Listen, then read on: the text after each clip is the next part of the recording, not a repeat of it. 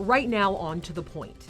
More than 1 million ballots still to be counted. California officials explain why it's taking so long. Plus, Trump transition. New reaction following his nomination of Matt Gaetz as Attorney General.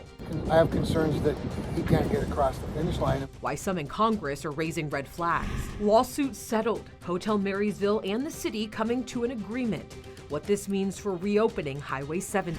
And later, looking for a new location where Sacramento's Front Street Animal Shelter could be moving. Good evening. As always, thank you so much for joining us on To The Point. I'm Alex Bell. Tonight, both ABC News and AP have declared that Republicans have won enough seats to control the U.S. House, completing the party's sweep into power and securing their hold on U.S. government alongside President-elect Donald Trump. This is a look at the current balance of power in Congress. Republicans with 218 House seats and Democrats with 209 seats. There are still House races, though, that have not been called yet. Now, last night, Stockton Mayor Kevin Lincoln conceded for the District 9 seat. The current vote count shows incumbent Representative Democrat Josh Harder leading with 52% and Lincoln sitting at 48%. The race for District 13 also still too close to call. Republican incumbent John Duarte and Adam Gray both holding 50% of the vote right now. This is a rematch of an extremely close race back in 2022, where Duarte won with only 564 votes. Duarte is leading tonight by less than 2,000 votes. And tonight, the state is still counting ballots. As of today, there are more than 1.6 million ballots left to count. The Secretary of State has until December 13th to certify the results of the election. Today, she provided an update on why it's taking so long. California Secretary of State Shirley Weber says the state has the largest voting base in the nation with 22.5 million registered voters. Weber says that she anticipates about 70% turnout for this election. To ensure all ballots are counted correctly and verified, Weber says there is an extensive process for the vote count. The approach involves a series of rigorous checks and safeguards, including signature verification, machine audits, and manual counts. Weber also adds that if a signature doesn't match the registered voter or if there is something wrong with the ballot, staff will try to track down the voter to correct the issue, which could add to the delay in the count. Meanwhile, President-elect Donald Trump's cabinet is starting to take shape. Just hours ago, Trump nominated Robert F. Kennedy Jr. to lead the Department of Health and Human Services and North Dakota Governor Doug Burgum to lead the Department of Interior. And it comes as there are questions in Washington tonight whether Matt Gaetz, who Trump nominated for Attorney General, can get the Senate confirmation. ABC's Rachel Bade has the latest.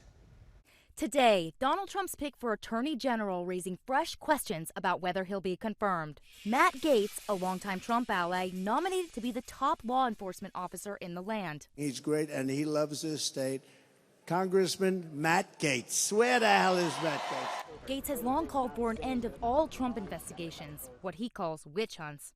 He also wants to clean house at the Justice Department. And we ride or die with Donald John Trump to the end. Gaetz himself has been probed by the Justice Department for alleged sex trafficking. He denied the allegations, and the DOJ declined to bring charges. After being nominated, Gaetz immediately resigned from Congress. I hereby resign as a United States Representative for Florida's 1st Congressional District, effective immediately. That automatically closed a separate House ethics investigation into Gaetz for alleged drug use and sexual misconduct just 2 days before the report was due to be released. The ethics investigation will cease and no report will be issued at that point. But today, some senators who get to decide Gaetz' nomination demanding access to the confidential report. I think there should not be any limitation on the Senate Judiciary Committee's investigation, including whatever the House Ethics Committee has generated. In the past, Gaetz, denying the allegations, has accused House Republican leaders of probing him for political purposes. Word is, I now have problems with the Ethics Committee, which seems really odd to me because I'm the one screaming loudest for actual ethics reforms. The big question right now, can he get confirmed? Some Hill Republicans today telling ABC News he lacks the professional experience and the moral compass to lead. I have concerns that he can't get across the finish line. Trump's allies on the Hill saying Gaetz deserves a shot, if only out of deference to Trump. Elections have consequences. He chose Matt Gaetz. And we are also learning tonight that a man with ties to Sacramento has been appointed by President-elect Trump to a senior White House position. Taylor Budowich has been named Trump's deputy chief of staff for communications and personnel, an assistant to the president. Budowich is a veteran Trump campaign aide who launched and directed Make America Great Again, Inc., a super PAC that supported Trump's 2024 campaign. He also served as a spokesman for Trump after his first term and testified during his Florida classified documents case. Now, there's a lot to break down. I want to go ahead and bring in our political analyst, Steve Swat. I'm sure you guys already know him very well. A lot to talk about, a lot to break down here. My first question, though, because obviously we talked on the phone, you said you're not surprised by any of these appointments, and this is going to be a total remake of the federal government. What did you mean by that? Well, certainly a lot of people throughout the country and actually overseas are shocked by some of these nominations for secretaries. However, we should not be surprised because during the campaign, former President Trump signaled he wanted to do this. If you read the 2025, Project 2025, that indicated that he wanted to hollow out the federal bureaucracy, replace it with loyalists. And all along, former President Trump has said he wants very loyal people to be working with him. And I do want to talk about some of the appointments that he's made, starting with RFK Jr. first. Trump announced, today that he'll be heading the Health and Human Services Department. He's been an activist for the anti-vaccine movement. And, Trump says that Kennedy would target drugs, food additives, and chemicals. Based on everything that we know about him so far, what do you think we can expect if he does get this confirmation? Well, he is an advocate against chemicals in foods and things like that. But he's also an advocate against vaccines for young kids. I mean, the cocktail of early vaccines, he believes those cause autism. And so a lot of people are concerned about that. He wants to remove fluoride from public water systems. And so he may also want to loosen regulations in terms of food labeling and food safety. So a lot of people are trying to push back on this nomination. And I want to talk about Matt Gaetz, nominated as Attorney General. I think a lot of people in Washington, lawmakers specifically, were pretty shocked by this. Can you give some context or insight as to why Trump would choose him specifically for this position? Well, for a lot of people, this is a head scratcher. But you have to remember that Matt Gaetz, when he was in Congress, had said he wanted to get rid of the FBI. Well, the FBI was investigating him for sex trafficking. The FBI was also investigating former President Trump. And so I think there was a synergy that indicated, they're on the same side because they both don't like, the heavy-handedness they believe of the FBI. And so now you have a nomination for, at least a proposal, for Matt Gaetz, who would be the head of the Justice Department and who reports to the Justice Department, the FBI. Steve Swat, thank you so much. We appreciate it. And we know our conversation will be continuing. We're going to do a more in-depth conversation coming up on our streaming platform. Thank you so much. And still ahead onto the point, we are verifying claims about the presidential election. Tonight, our Verify team looks into whether Elon Musk's Starlink technology was used to interfere with results. And modernizing Old Sacramento, the multi-million-dollar plan announced today to bring Old Sacramento to the future. Scattered and isolated showers continue to move across the region. How much rain and snow remains in the forecast? Plus, growing shelter where Sacramento's Front Street Animal Shelter could be moving.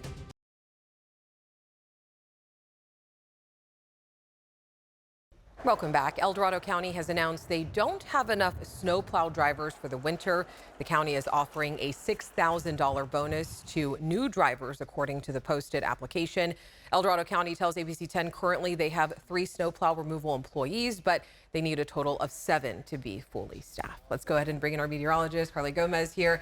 You're still tracking some changes in the Sierra? Yeah, that's right. We're looking at snow showers falling right now as we speak, and we'll continue to see them in the overnight early morning hours as a weather impact alert has been issued for the Sierra as we are tracking those snow showers now through Friday night. The impact for those showers, of course, Mostly for the foothill spots and the Sierra, the valley should see those showers tapering off by tomorrow morning. But our need really is to check the roadways. A lot of people head to the Sierra by Friday afternoon. Make sure your trip is not going to be one sitting in traffic or dangerous, as we're still probably going to see those icy roads into tomorrow night. Winter weather advisory in effect until 10 p.m. So if you did have plans after work to head to the Sierra, Truckee, South Lake Tahoe, you may be stuck in a little bit of a mess there, as we're going to continue to see those areas of scattered showers and snow flurries. Now, we are still tracking here a flash flood warning for the isolated showers we have been seeing across Northern California this evening until 10 p.m. That's for tonight only, as we're still looking at the Park fire here. This whole area is a burn scar. We could potentially see debris flows, mudslides because of these isolated showers within the region. As we look ahead, as we get through tonight, we're still going to see a few of the scattered showers, mostly in the foothills, and then they start really picking up for the Sierra tonight. As temperatures get colder, we start seeing that transition happening from rain to snowfall and some heavier rates at times, but mostly light. As we get to the early morning hours, 5 a.m., we're seeing some more of the flurries happening. And then finally, one more push into the afternoon hours before exiting the region into Friday night. By 8 p.m., most of it gone. Still a little left near Kirkwood. Otherwise, the winter weather advisory does come to an end by 10 p.m. Rain, we're looking at about a tenth to maybe a quarter of an inch. Some higher totals may be possible if the isolated showers remain in those foothill spots through tonight. But model snowfall totals are only showing anywhere from 2 to maybe about 5 more inches of snowfall, if we even get that high. They have been on the higher end here with the global model versus the European model. It's only showing maybe 2 more inches at Donner, maybe 4 more inches there at Emigrant Gap, 2 inches, Twin Bridges. Now, as we take a look at our 3-day forecast into the weekend, we will see some sunshine. Upper 50s is expected, but Sunday night to Monday morning, we may see a slight chance for some more showers. Otherwise, into next week, mostly sunny, and we're looking at temperatures upper 50s, low 60s. Thanks, Carly. Still ahead on To the Point, Hotel Marysville lawsuit is settled. What this means for reopening Highway 70. Plus, the future of Sacramento's Front Street Animal Shelter, where it's looking for a new location.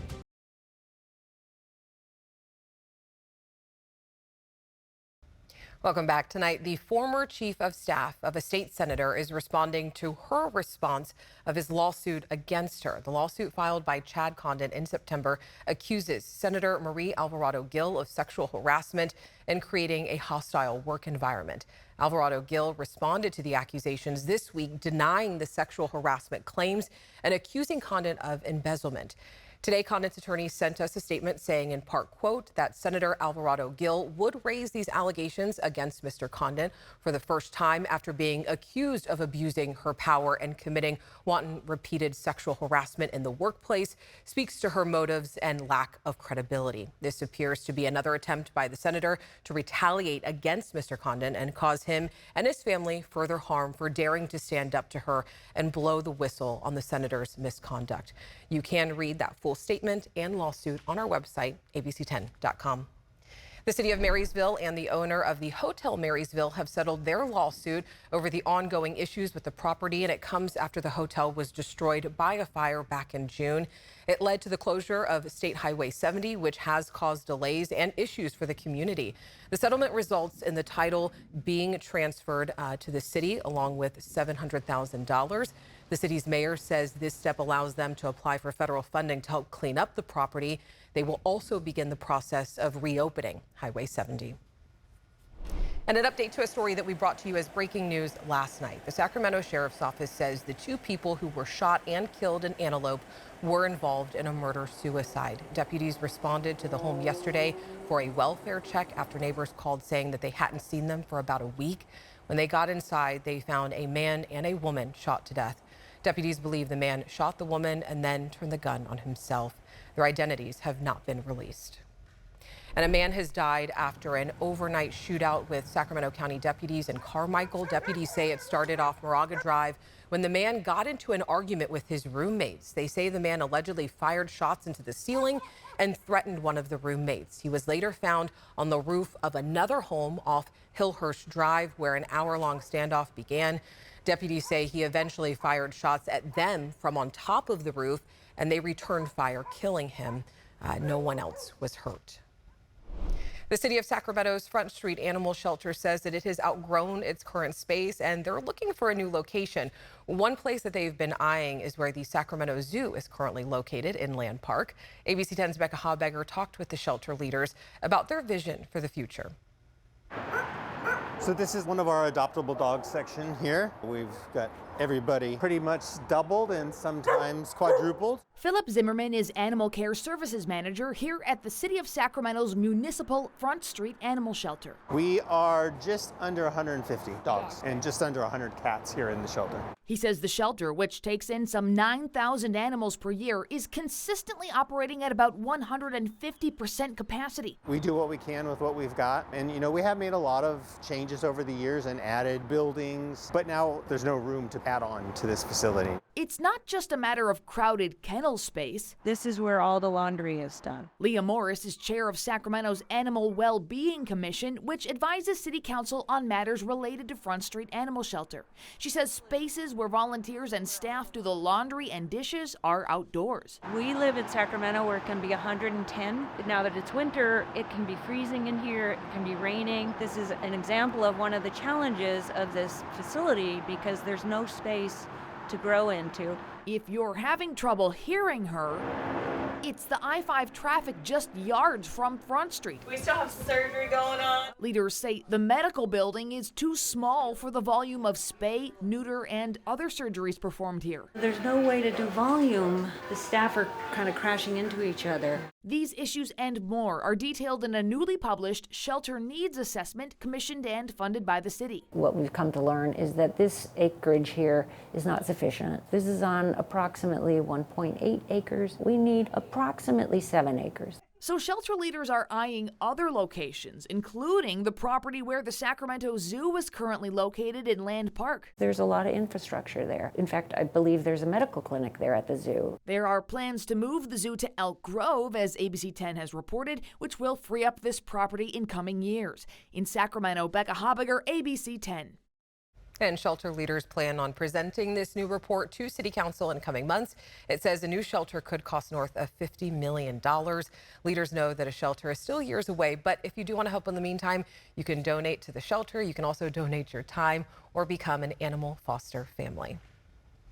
New tonight, Sacramento mayor and city leaders have announced a plan to revitalize Old Sacramento and build a downtown hotel.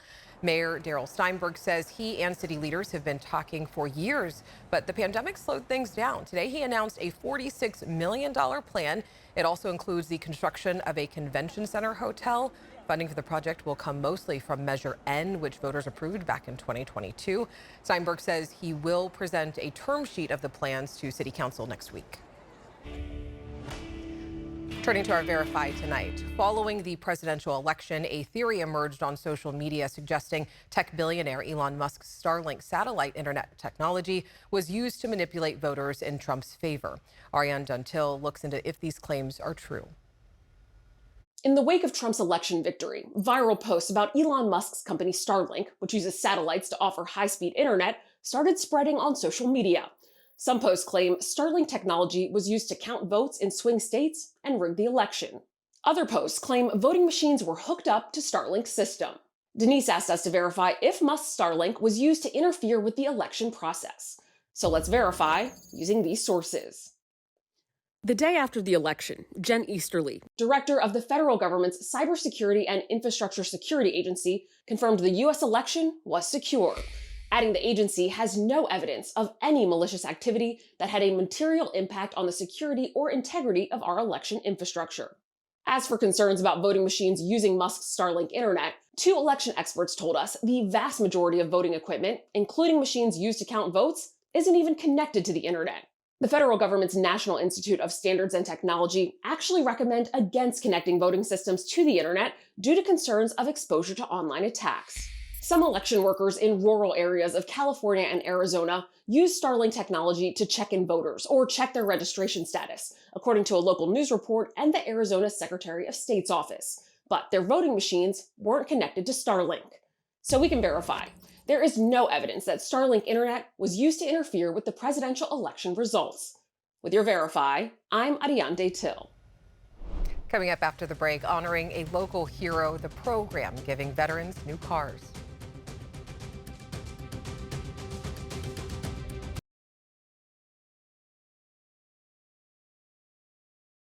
It is so surreal.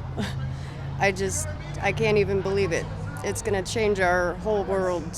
A very exciting day for a local Marine Corps veteran, Shanice Setters, who was given a brand new car. It's part of a yearly car giveaway organized by Progressive Insurance in conjunction with Enterprise Rent-A-Car called Keys to Progress. And the company says since it launched back in 2013, the program has donated more than 1,100 vehicles to veterans.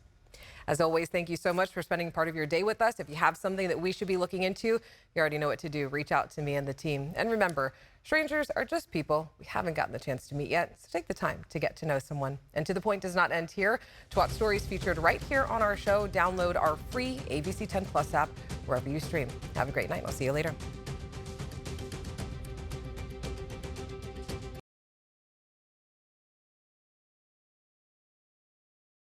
Hey, it's Alex. I just wanted to say thank you so much for watching. The To The Point team and I love hearing from you, and I hope that you'll stay in touch. And don't forget, you can always email me and the team at tothepoint@abc10.com, or you can even send us a text message at 916-321-3310. Thanks for watching ABC 10 Plus. And now that you're here, why don't we take a look around and see what else is here? The very first tile on your left is always going to be streaming 24/7. You can find us adjacent to that, breaking news if it's there. And then right next to that, a replay of the most recent newscast. Whether it's ABC 10 Morning News at 5, 6, or beyond, it's going to be there. The forecast beyond that, and then right beyond that, the news that matters the most. Now that you know the basic tiles, let's go up to the top and take a deeper dive into news. We have every single newscast that you would need, including To The Point with Alex Bell, taking a deeper dive into the issues. Beyond that, ABC 10 Morning News at 5 and 6 and 11, the evening shows as well. Below that, you can watch the top stories from To The Point. Under that, Dollars and Cents, where you can learn how to navigate this challenging economy. And below that, you can watch our award-winning ABC 10 Special Investigations, where we hold the powerful accountable. Going into weather, look, it's the 10-day forecast, getting you ready for the weekend and beyond. Beyond that, sports. I know you care about the Sacramento Kings. We have the most comprehensive guide to anything, everything Kings in the locker room and on the court. We have it. Below that, I know you care about the San Francisco 49ers. We can't mention Bay Sports without talking about the Oakland A's. We have that too. What's super exciting, I know you care about high school sports. You'll never find a more comprehensive guide and team dedicated to high school sports. Backing out again, come up to the top and join me on Verify. I'm super excited about this. Our experts are checking the facts, verifying the truth for you. Jump up now to shows. Very excited about this. Oh, look. It's Take a Look. This is my show. I love movies, and if you love movies or streaming shows, whether it's on screens this big, or this big, it's Take a Look. Recently went behind the scenes, sat down with Lady Gaga and Joaquin Phoenix to talk about Joker 2. I love the movie, and oh, I just heard you shout you hate the movie. Jump in, we talk about it on this show. Other shows, Bartell's Backroads, go up and down the state of California, tank of gas getaways, one fuel cell getaway, like places like the Toy Museum.